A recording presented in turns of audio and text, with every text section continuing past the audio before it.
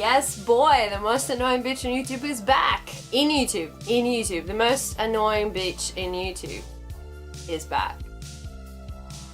Hey, everyone, look at my skater shirt.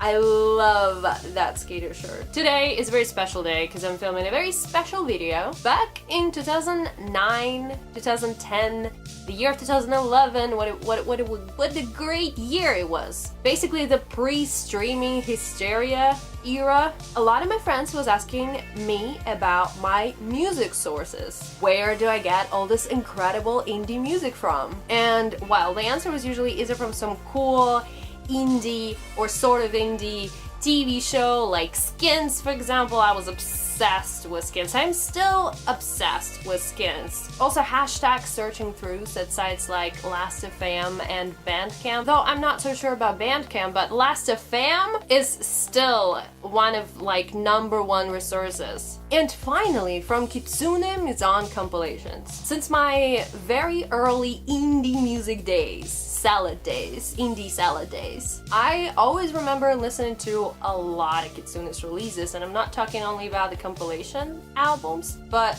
also all the singles and the Kitsune label released albums. Basically everything Kitsune had put, because Kitsune always had this incredible style of great indie, mostly electronic music, combining not only the actual music but the visual stuff in a beautiful way. Like all the cover arts they do, their site, and also they always were extremely fashionable in all the senses of that word. I mean, they are a fashion label as well. So if you didn't know that already, for some reason, Kitsune is a French electronic music record label based in capital of France and one of the capitals of fashion, Paris, and yeah, they are also a fashion label. And they put out their compilation albums each and every year since the year of 2005, I think? I mean, it was the year when the first official titled Kitsuné Maison compilation album came out, so I guess it was the year of 2005, though maybe previously they also did something similar. Usually their compilation albums and pretty much all of their releases have this similar DIY kind of style of cover arts. And through the history of the label, of the releases on their label, they brought up so many incredible artists, such as, for example, Klaxons, La Rue, Phoenix, Simian Mobile Disco, Digitalism, Hot Sheep, East Tropical, Block Party, Boys Noise, Citizens, Crystal Fighters, Cut Copy, Delphic, Juveniles, The Teenagers, Thieves Like Us, Tom Vac, Two Door Cinema Club, Years and Years, Yell, You Love Her Cause She's Dead, and many, many, many others. A lot of these bands are actually my favorite ones, so no doubt that Kitsune played a huge part in the building of my personal music preferences. This year they also put out the new compilation album, and I'm not exactly sure what happened there, though I could suggest that their importance at the modern indie music scene got smaller at some point. Maybe that was the case. But what happened was they decided to completely renew their vision and reimagine their style. This November we were presented to the Kitsuné Maison 18, the Hysterical advisory issue. And oh boy, it's so different to what I used to visually, stylistically, musically. I was genuinely surprised seeing the cover art for the first time, reading the track list for the album, and hearing the album for the first time. Kitsune was putting out kind of the same, like similar stuff, well, for almost the half of my life, and now they've completely changed. How do I personally feel about it?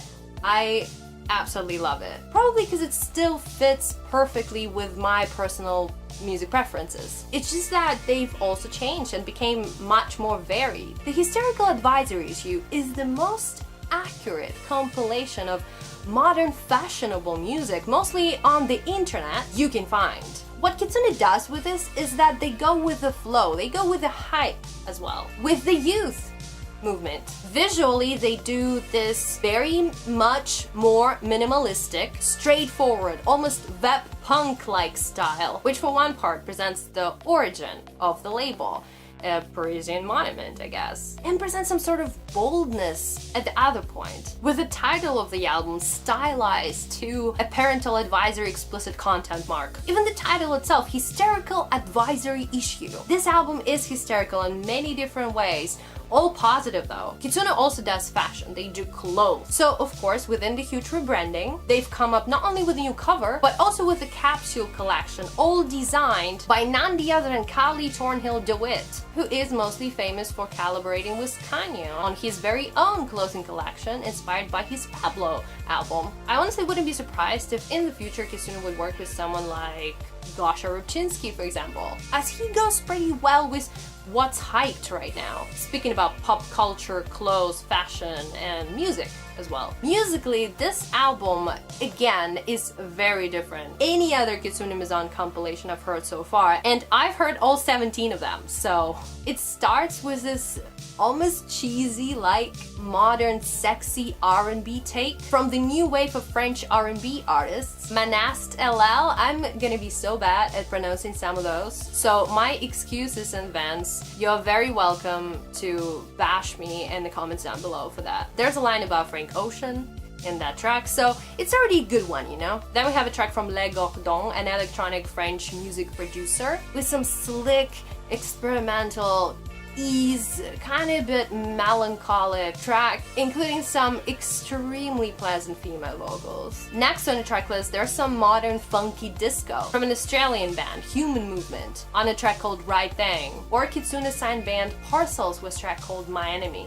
And also there's our good girl Girly, out of nowhere, with one of her newer tracks, Too Much Fun. We actually talked about Girly in, I think, our latest no-name video. You can find it by clicking right here. Hyper pop / rapping, which comes with Girly on this thing, or Snake Boy City track from London-based young talent SAKIMA, or the track number 10, Like That, from Vanessa Michaels, which reminds me a little bit of character Benito, but not exactly, or something like A.G. Cook would have been produced. All of that just show what a huge turn pop music has made during this couple plus years. And this year, with all that hype around PC music, big pop artists experimenting with their sound, and collaborating with young mastermind electronic producers, this is the music of the future, and there's a strong fan base behind it. Listening to this kind of artist for a good amount of time already, actually. If you're still one of those people who think that it sounds weird, bad,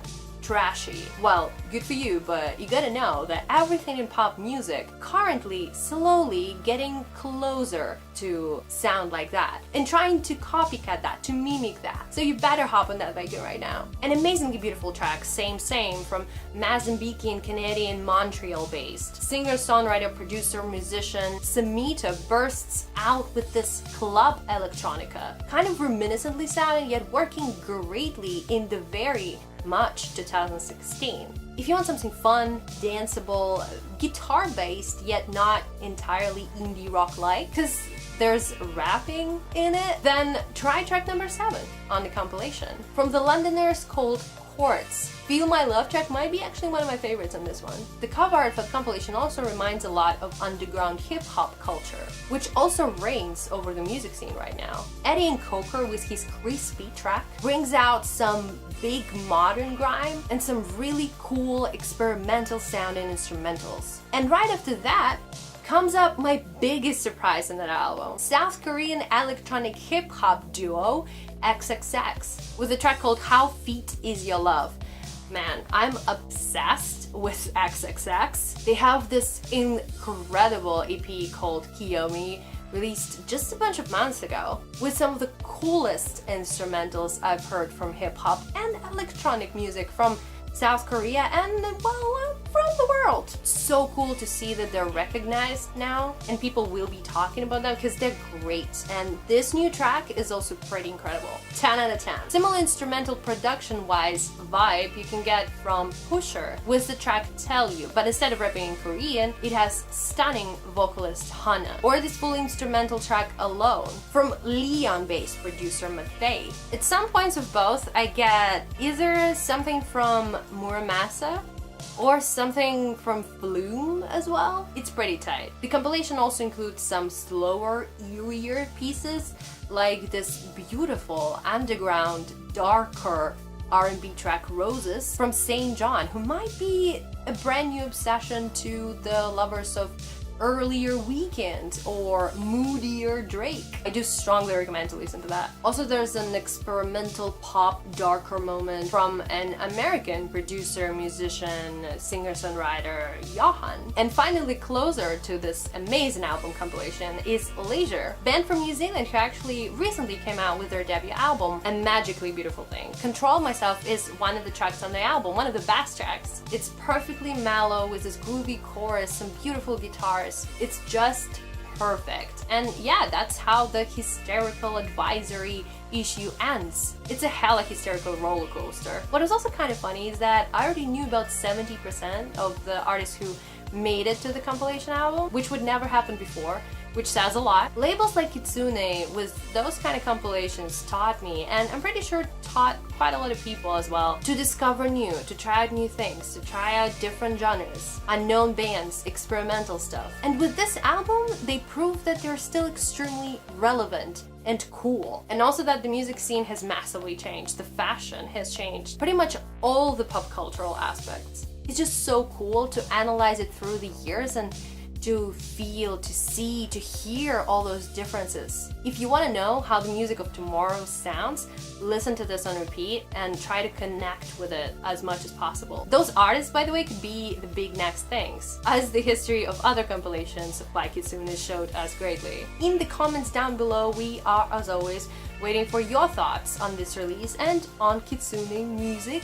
I'd love to hear what's your favorite song, and maybe you think they could have included some other artists. Comment down below. So don't forget to like, to share this video, and to subscribe to our channel for more modern indie music discussion. Calm down your hysteria and try to relax with some of the most beautiful indie French revolutionary sounds. We love you. Peace off. Mwah.